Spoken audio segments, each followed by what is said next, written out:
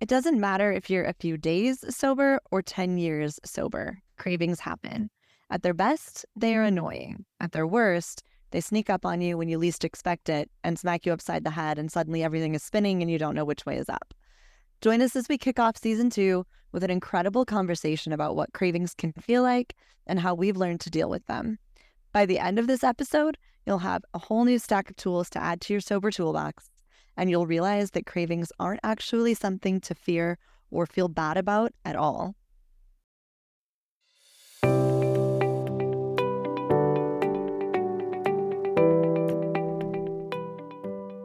Welcome to Through the Glass Recovery Podcast, where we believe that connection is the opposite of addiction, vulnerability is the antidote to shame, and that recovery isn't just rewarding, but it's also a lot of fun. We're your hosts, Steve and Julie. Listen as we get together with friends to shed light on the hard things, talk about the other side of addiction, and how we create a life so full, there's no space left for alcohol. You guys, we are so excited to be bringing new content to you again. We had a wonderful 2-month break over the summer, but we are thrilled to be back. It wasn't all fun and games, though. Steve and I both took recovery coaching courses. I'm now a nationally certified recovery coach professional, and Steve is just about finished with his certification too. If you're struggling with staying sober or are looking for an extra level of support and accountability, drop us an email at throughtheglassrecovery@gmail.com or contact us through the website, and we can talk about how one of us can meet your needs. Welcome, everybody, to the first episode of season 2 of Through the Glass Recovery Podcast. We have really enjoyed the last 2 months of a break, and we are also super excited to get going again. So before we introduce our guests for tonight, I thought Steve and I might just do a quick recap of how long we've been sober. I am just about to hit 2 years. And Steve, where are you at? I am 2 years and 5 months, so Awesome. I'm looking forward to celebrating your 2 years here soon. Yay, me too. Yeah, and if you are new to Through the Glass Recovery Podcast, if you're a new listener and you've just discovered us this season, you can learn more about Steve and me if you go back to episode 0, and you can get a little bit of a backstory and background of who we are and why we started this podcast. So definitely check that out if you haven't listened before. And yeah, now we'll go ahead and move forward with introductions for these 3 amazing people that are with us tonight. We will start with Matt. Yes, my name's Matt. I am 6.5 months sober. It's the longest I've ever been sober. I've tried this numerous times. By far, this is the longest that I've gone without drinking. I'm from upstate New York, about a half hour north of Albany. I got 2 kids. They take up a lot of my time. And that's really about it. Awesome. Well, congratulations on 6.5 months. That is huge. Yeah, good for you, man. Those Thanks. early months are hard, so you definitely deserve some props for that. And really nice to have you on, and really nice to get to meet you finally. And next we will go with Katie. Hi, my name is Katie. I am 42 years old. I have 3 years, 5 months, and 1 day sober. Right on. And so close to 3.5 years. Hard to believe. I live in Everett, Washington. I'm originally from Texas. I've been here for about 17 years. I have 1 birth child and 2 bonus kids. I worked in healthcare for 15 years, and then I have now transitioned into, I work at an inpatient treatment center. Right on. So cool. Really cool. Yeah, that is an absolute blessing for the people there. I'm sure your experience does a lot to help inspire them. So amazing. And thank you so much for being here and sharing all of your wisdom and experience with us. And last but not least, we have Robbie. And Robbie has actually been on before. He was on in season 1, and he is back for a second round. So apparently we didn't scare him away. Robbie, tell us about yourself. Hello, I'm Robbie. We live in Rapid City, South Dakota. Today is 262 days of sobriety for myself. Right on, right on. Thank you. It's been a wonderful journey, and, ups and downs, of course. I have a daughter that's about to turn 13, the love of my life, And that's about it. Really cool. Welcome to teenage parenting. Your life is about to change forever. Yeah, I can see that. Those ups and downs just get a lot bigger. The ups get a lot higher and the downs get a lot lower. You'll do fine. You'll be amazing. You're an awesome dad. Cool. Well, thank you for being back, Robbie. Our topic tonight is cravings and triggers. This was our most popular topic in season 1, so we decided to revisit it with a new group of guests to see what new ideas and experience that we can gain from them. No matter where you're at in recovery, whether you're just starting out or if you've been on this path for years, cravings can crop up out of nowhere. And I want to talk about not only the tools and resources, but what cravings have been like for you. It's easy when you're in the middle of a craving to tell yourself this is so much worse than anyone else has felt. This is so much harder for me than it ever was for them. And to let that kind of take over your thinking. So I think it's important for us to talk about what those moments are like for us. So tell us about some of your cravings, recent ones, back in early recovery. What were they like? How did you get through them? And what have you learned to make them a little bit easier? Well, I'll go. Yeah. I can't do the silence. Go for it. I think, a lot of my cravings, especially in the beginning, really came from situations. I had a lot of FOMO. I guess sometimes I still do, but definitely in the beginning of my sobriety, that first year was really hard. Got sober during COVID, and it was very difficult I had a group of friends that we all drank together. And when I got out of treatment, I never heard a word from them.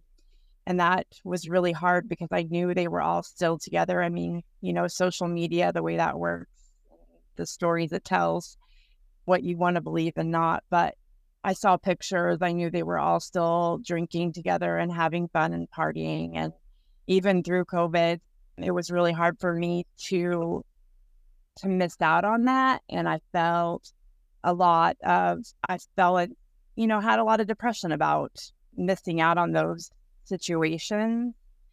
I guess I had to take it moment by moment, because I couldn't sometimes even go just for today was not enough. I had to set timers. Sometimes I would get really itchy, that feeling, physically feeling jittery and itchy and wanting to go, and having these insane thoughts of having a drink would take all of that anxiety away. I have a teenager and definitely have had to deal with a lot of those moments of just frustration and anger. And so how much easier it would be to deal with the situation if I were drinking, if I had been drunk in those times. So I would have to set timers on my microwave and tell myself, okay, you've got 10 minutes, go do something for 10 minutes. And if that feeling is still not gone, then I would set the timer again for another 10 minutes. I created a toolbox that I had told myself I never wanted to relapse. And so I created this toolbox, and I have it sitting on a whiteboard right behind this computer, actually, where I have to look at and say, what do I have to go through all these steps before I can allow myself to go drink? And that's been really helpful. Yeah. That is brilliant. What do I have to do? What do I have to go through before I can go drink? That's amazing. I love that. I don't know that I've ever heard that before. Yeah, you're not taking it away from yourself. You're just I have to do this first. That's brilliant. I absolutely love that. Really cool. Sometimes it's hard to just say no to yourself, right? That's a really big statement to make.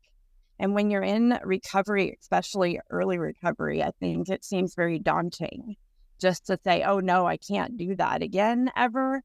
But if I say to myself, okay, I have to talk to my husband first, I have to call my sponsor, I have to go to a meeting, I have to take my dog for a walk, I have to write a letter and put it in my God box. Those are just some of the things in my toolbox that I have to do before I would allow myself to drink. And by the time, half the time, before I got through the first 3, I was already past my craving and that temptation was gone. Right. So I'm going to ask you, would you be willing to share your list or parts of your list with us? Not right here, but would you be willing to maybe send them to me so I can share those in the show notes for our listeners? Sure. Because that sounds like an amazing list that could help a lot of people. So if you're willing to do that, we would love that. Absolutely. Yeah. Really cool. Yeah, I think that's a big thing is that cravings don't actually last as long as they feel like they're gonna last, right? Once somebody told me cravings last on average 15 to 20 minutes and then they're gone. When you're in it, it doesn't feel that way. But after it's gone, you're like, oh, no, that really was only 15 minutes. And so, yeah, that's exactly, I can see how you probably wouldn't even make it all the way through a list like that because it just passes. I know for me, there were two different types of cravings that I've had over the last couple of years. There's the ones that are like, they're sucky cravings, but they felt like I could handle them. They felt like something I could manage. I would be like, oh, I'm having a craving right now. I don't really want to drink, so I'm going to do these things. And then there was this whole other type of craving where it sunk its claws into me and it felt like it was taking over everything. And there were cravings, especially early on, where there was nothing I could do. I was curled up on my bed, sobbing. I had earbuds in with music as loud as it would go. I was like just scribbling my thoughts in a journal. It was like a moment of desperation, and all I could do was like lay there and suffer. And I've only had like 4 or 5 cravings like that where it takes over everything. And all I wanted was to drink. All I could think about was drinking, but I knew I couldn't, and I knew it wasn't an option. And I just that was the lowest of the lows for me in recovery have been those handful of times that the cravings were so intense that it was just like fetal position and sobbing. And it takes so much to get through those. I would be exhausted afterwards. I mean, those are the ones where you just put yourself to bed as soon as you can possibly put yourself to bed, right? Like 6:30 suddenly becomes a perfectly acceptable bedtime. Yeah. And everybody in the house can fend for themselves. And that's all you need to do is wake up sober. And those were hard times. I feel like there were really 2 different levels of cravings for me. And I haven't had one of those in a long, long time. Where I still get the thoughts that crop up every now and then, even 2 years in, like, oh, a drink would be nice, but those really bad ones haven't happened in a long time. My cravings in the beginning were pretty noticeable. My substance of choice was cannabis, so I could use it all the time if I wanted to, even at work. Second was alcohol. So when I decided to stop using, I pretty much use cannabis for everything. Bad days at work, good days at work, bad situations, good situations. So when I did stop using cannabis, it was really conflicting where my emotions went. And my cravings would always just go right back to cannabis because that's what I use to cope. So some things would set it off, especially my car would really set off those cravings, just getting in and out of the car. Because if I had a bad day at work, as soon as I clocked out, I could get in the car and start using it if I wanted to. Driving home, most of the time I'd use it the whole way home. Get in the house and it wouldn't stop. So once I did stop, all those reminders were always there. So it right when I would walk through any door, the cravings would hit. And as the days went on, they started going away a little bit. But I wish I would have had that toolbox that Katie was talking about, because that would have helped a lot. I was just white knuckling, and I'm one of those type of people, when I put my mind to do it, I'm going to do it. So there was no question if I was going to use, but I did have to fight those cravings for at least 3 good weeks with the cannabis. The alcohol was a little easier for me to put away. To tell you the truth, I still have cravings for alcohol this day, though. Not so much with cannabis anymore, but I will still get those cravings with alcohol for some reason. especially during social situations. I think that's where I used alcohol a lot, was for social situations. The cannabis could be social, but it was mostly when I was by myself. It's like one was a cure for the loneliness, and the other one was the social lubricant. Yeah, exactly. Yeah. Yeah, I'd say for me, like cravings and triggers when I first started getting sober, for like the first time I tried to get sober, I remember hearing about them. I'm like, no, I don't have those. I just drink. You know what I mean? It's just I don't need a reason to do it. I just do it. As it progressively got worse, my drinking, I was so physically dependent on it, that it's all I knew. It's all my body knew. Um, so when I first quit drinking, it wasn't really actually too bad for me. I mean, I lived in a very small bubble. Get up, go to work, do the whatever tasks I had to do after work, and get home. If I could do that, I was safe. About 2 to 3 months in, I just had cravings for beer, and that was not what I was drinking. At the end, I was drinking hard liquor, and it was just like I missed those experiences of like sitting around just drinking beer. And those kind of tapered off, went away, and then about maybe like 4 months in, I just started wanting that burning feeling of drinking liquor. Like that's what I wanted.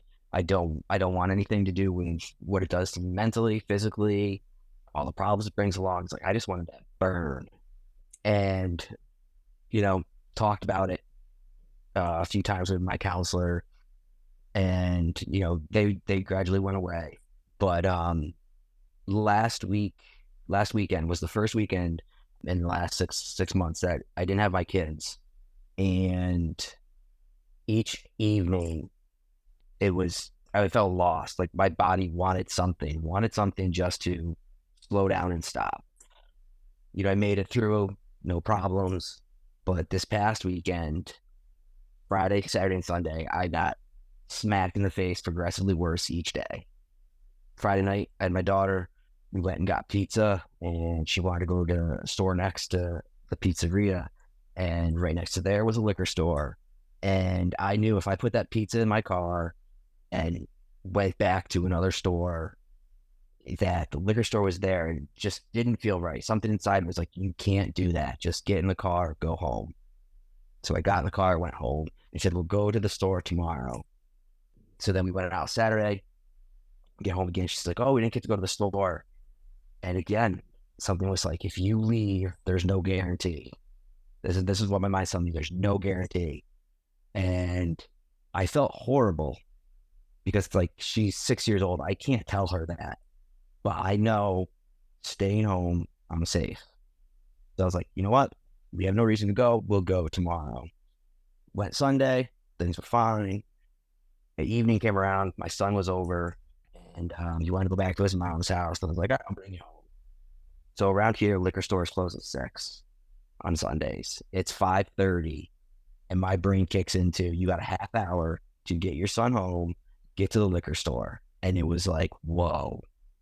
And it was like, that's bad. Like, I have two voices in my head going back and forth. Like, watch yourself, go there, get back. And it was like, I'm going to go for a walk though. It was a nice afternoon, something that I like to do. And then it's like, yeah, you can go for a walk, but go to the liquor store first. And as I'm driving him home, it was, how much can you drink so that when you get home, people won't know? Then it was, how much can you drink after that, where you're still going to get up at 5 o'clock in the morning, to, okay, can you drink as much as you used to and then still be okay tomorrow? I mean, this is within a matter of 5 minutes. This is all going through my head. And I'm just like, all right, don't drive home by the liquor store. And then, then I'm like, no, I can do this. I can make it through this. And, 5:58, drove by the liquor store, and I was like, I got 2 minutes. I got to survive 2 minutes, and I have nothing to worry about. But that 30 minutes was straight chaos, and a lot of people, they ask me about how my drinking was. And, if they listen to what I just told you guys, they can't believe it. But it's what your brain does to you. It has a conversation on its own. Mm-hmm.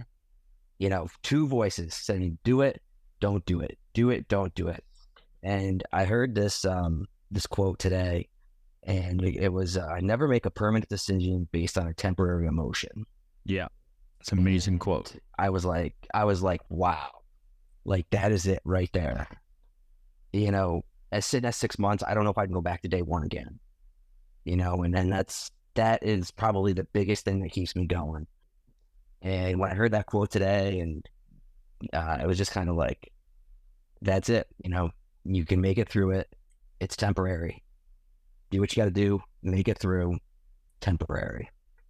I love that quote. And it sounds a little bit dramatic when, like, my brain would be like, well, this is just a drink. This isn't permanent, right? But the first time I quit drinking, I relapsed after 14 months, and clawing my way out of that relapse, which took like a year, felt almost impossible. If I drank again, that would very likely be a permanent decision on my part. Like, I don't know that I have it in me to get out of that again. So I think that is such a good and applicable quote for exactly that, because every craving and every feeling and every emotion and trigger, they're temporary. Right. I used to tell myself, I won't feel this way forever. I would just like chant that like a mantra. I won't feel this way forever, because at the time it feels like you could. You talk about the craving that comes with the bargaining. I'll try and find another excuse to break down the one that the other voice is trying to give me to hang on. I'll just minimize it a little bit more, and I'll just minimize it a little bit more until it's minimal enough where you hop the fence, and at least you don't hop the fence. Like, I recently had... Yeah, Go ahead. I was gonna say, it got to the point for me where it was like, to try to get it in, it was, you could have a sip, and then it was, how much can you drink, where when you go see your counselor tomorrow, you can still say you didn't drink. And it got even to the point of, maybe that will be enough to let it go away.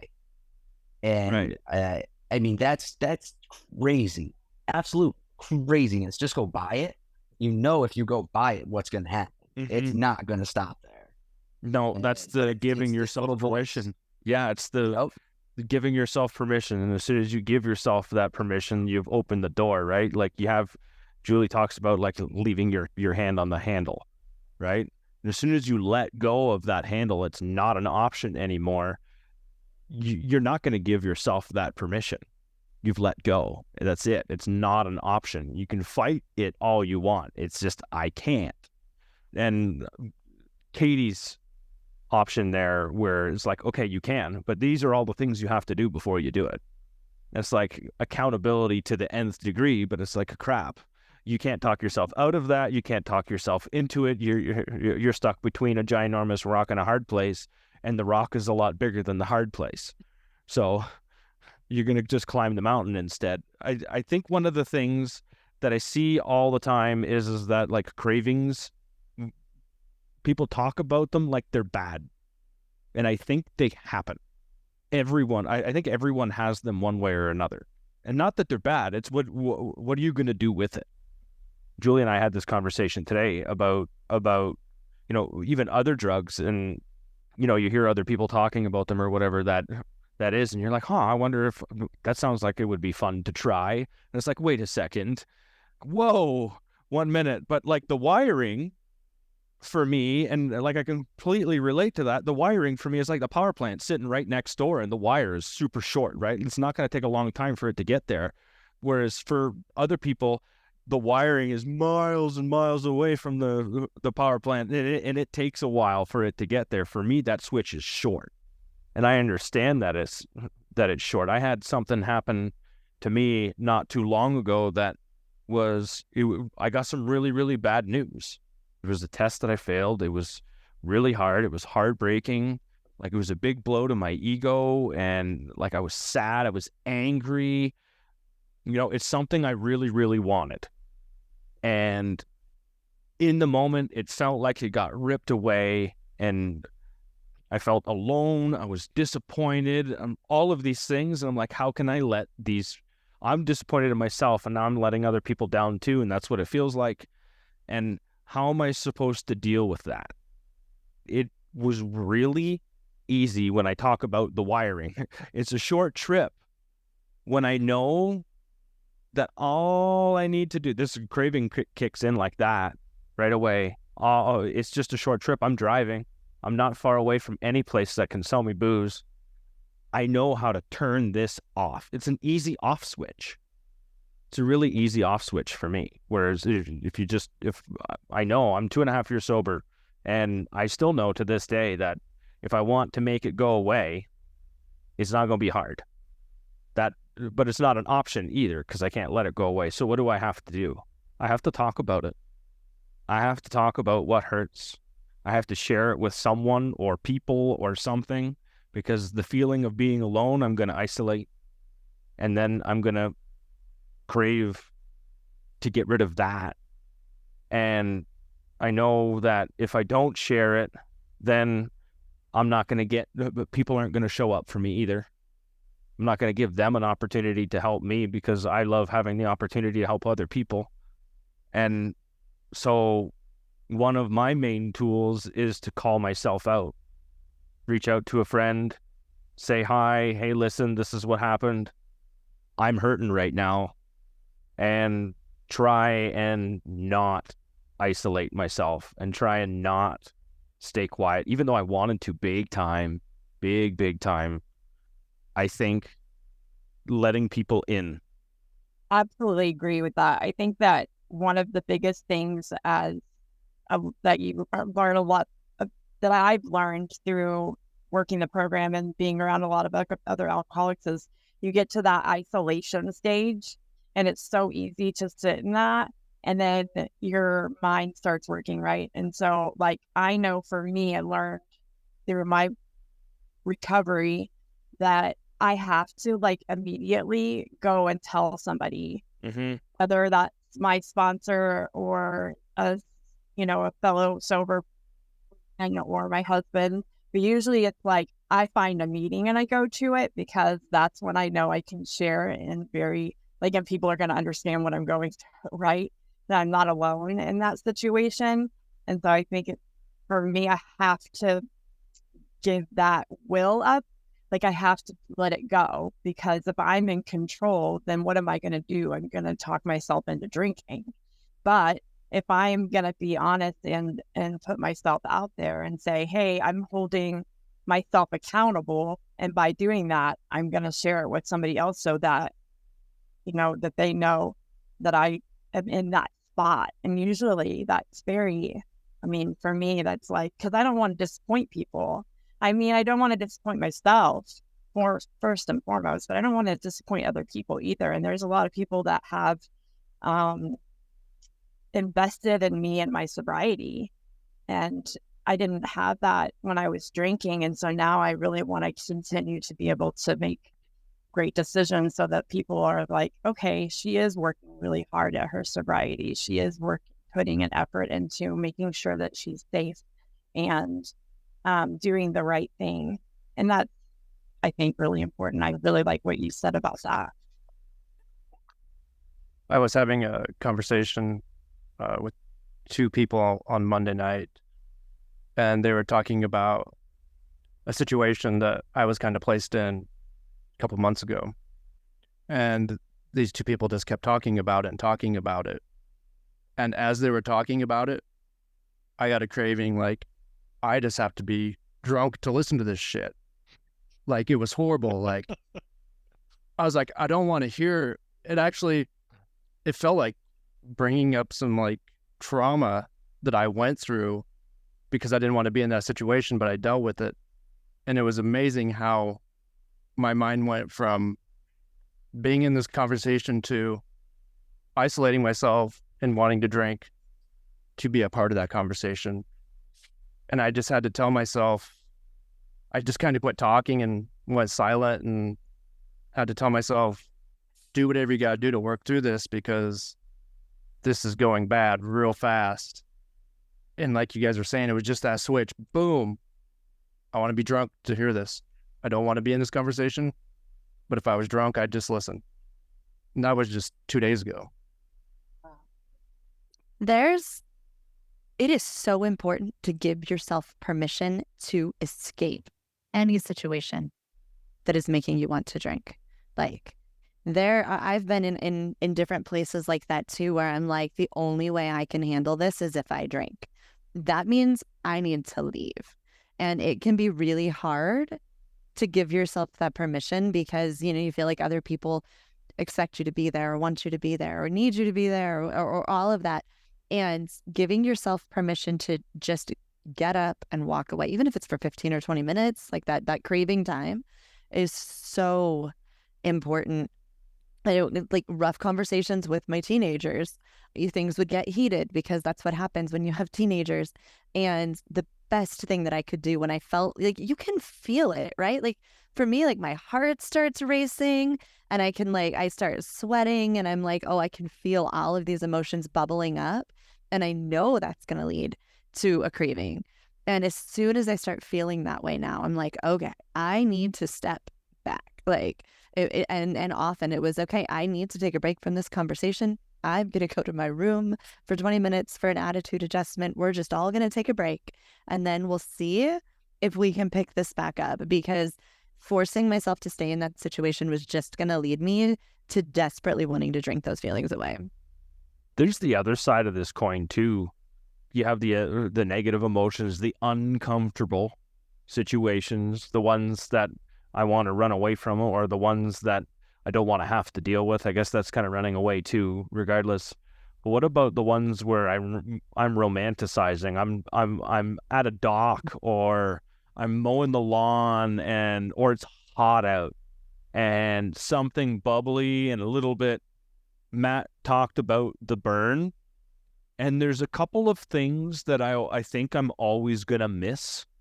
And one of those is the burn of that hard shot going down my throat, especially the first one.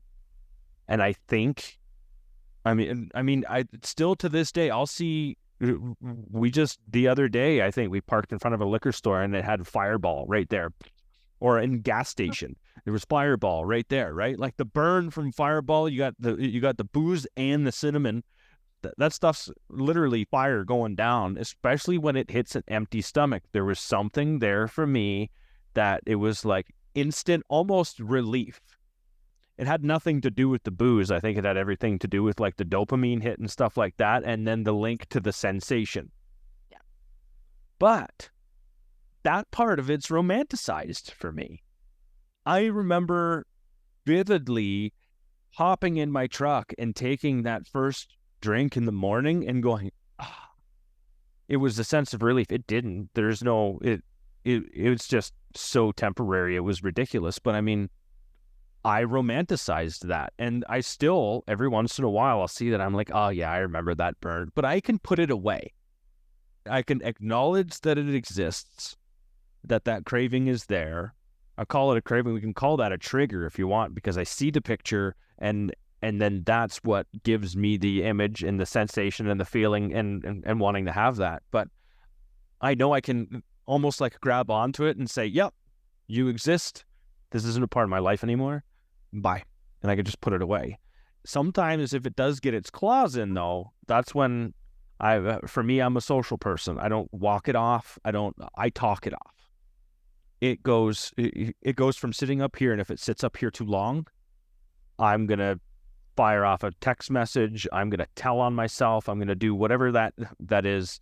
And normally when I tell on myself, all the power disappears.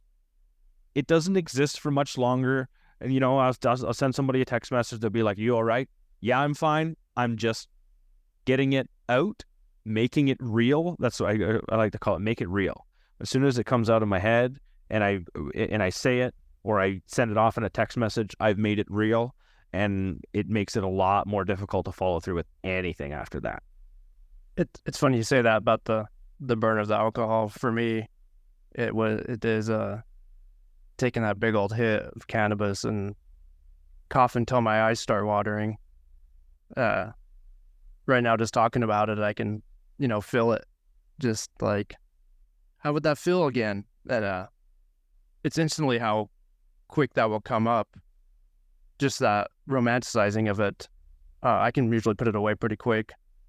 But one thing for me, being an introvert, I have to talk to someone now. I have to let it out when I am feeling that way, because it does put it away from me too. I get it out and it's gone. And that's been a real huge struggle for me, not wanting to share my feelings or emotions with other people when times get hard. But now it's a blessing. It's truly a blessing to have a support group and know someone's there and like, oh yeah, we all have those feelings. We all have that come up. So it's been very good for me. This is something that's very hard for me still to do, is in the moment tell somebody about it. Early on, first time I was trying to get sober, I remember I went to somebody, a family member, and was telling them how I was feeling. They're like, I'm not the person to tell that to. Threw up the wall right away, like, oh, okay, don't talk about it. And for the longest time, that made me keep it in. Now, like, even when it came up on Sunday for me, it's like the ego is like, no, I can get through this now. I'm strong enough to get through this. This has taken enough for me that I should not let this take up time in my mind. Afterwards, I can talk about it, no problem. But in the moment, I still would rather suffer and dig through it by myself than tell somebody about it and let it go. Yeah. I think I was, when you were talking about being triggered by stuff, I used to be, my girlfriends and I had a group of us that we had a thing we did. We called it Bitches Do Brunch. And every, once a month, I would say sometimes more than that, we'd get together and have brunch, and it was all about the mimosas. And we started in the morning, and then by the time afternoon came, and we were just drinking all day and night. But my husband and I were walking the dog, and we walked by one of the restaurants that we always used to go to, and man, it was like a flash of remembering what that was like, and just that kind of almost romanticizing what I used to have and be able to, the fun that I had doing it. It caught me totally off guard. And I was just like, wow, that was crazy. But, for me, it's like, I can get out of that knowing that I, a year ago, found out that I was in liver failure. So I was already sober and found this out. And I know that when I go back to drink, or not when, but if I were to go back to drinking, that that's my life sentence right there. I'm choosing death over life. And at least at this point right now, I'm on a liver transplant list and I have an opportunity to live. And I know that, that was the moment, I told my husband, I was like, I don't want to die. So I'm getting that moment out of my head. But it was romanticizing, because you do remember there were really a lot of good times that I had drinking. It wasn't all horrible. Yeah, I mean, there were times that were horrible too, but it's kind of like you have to determine, even though you had those good times, what did it lead to? I have to think the drink through. I have to think about where I ended up before I got sober. Play it forward. Mm-hmm. I think it's important to recognize that we shouldn't feel guilty for romanticizing. There's no reason to feel guilty for remembering the good times, because we did all have good times. There was a reason we drank, right? It's okay that we have cravings. There's nothing wrong with us. That doesn't make us, it doesn't mean we're doing recovery badly. All of those things are so normal. And like you talked about, Katie, you made obviously major health issues. And still there's that, the thinking about the positives. And I have a friend who's got some serious health issues also from drinking. and she's, had those cravings come up, and she's like, what is wrong with me? Nothing is wrong with you. That's okay. That's normal. Talk about it. We all have those thoughts and feelings. It doesn't mean you're going to drink. It doesn't mean that there's something wrong with you. It's okay. As soon as I start telling myself I shouldn't feel this way, then I'm putting myself in a bad spot, because then I want to turn off the feeling, right? And so it just like with validating every other feeling, which we have talked about, I don't know how many times on this podcast. Yeah. Just validate the way you feel. It's okay. There's no reason to feel guilty for it.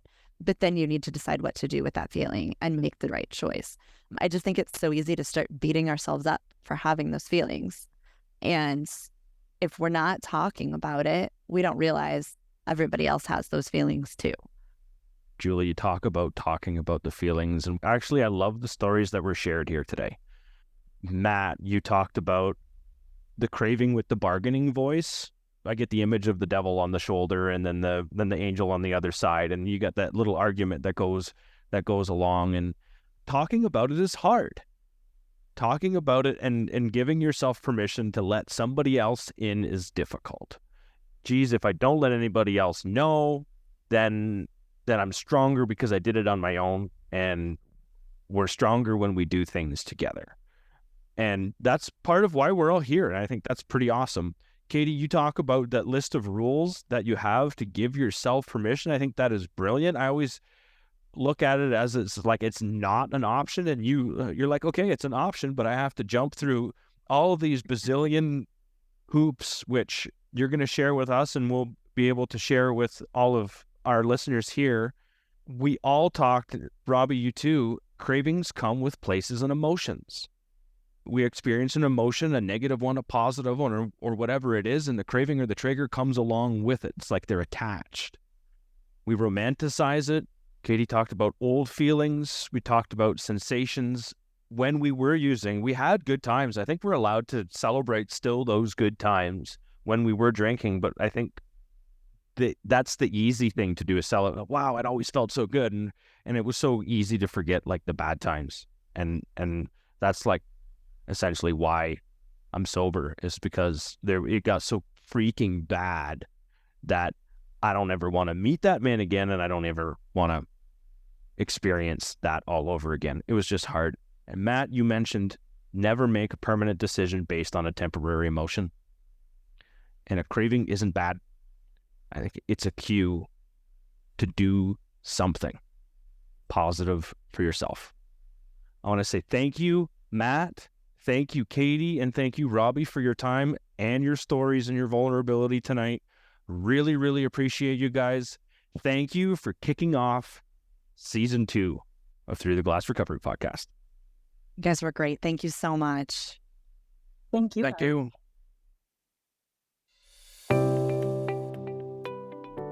To our listeners, thank you so much for being here, for listening, for supporting us, for letting us be a part of your recovery journey. Don't forget, if you're listening on Apple Podcasts and you've never left a rating and review for our show, we would be so grateful if you'd take a few minutes to do that. It makes a huge difference in swaying the algorithm in our favor and making it possible for us to reach even more people who could use a little bit of inspiration and guidance on their journeys too.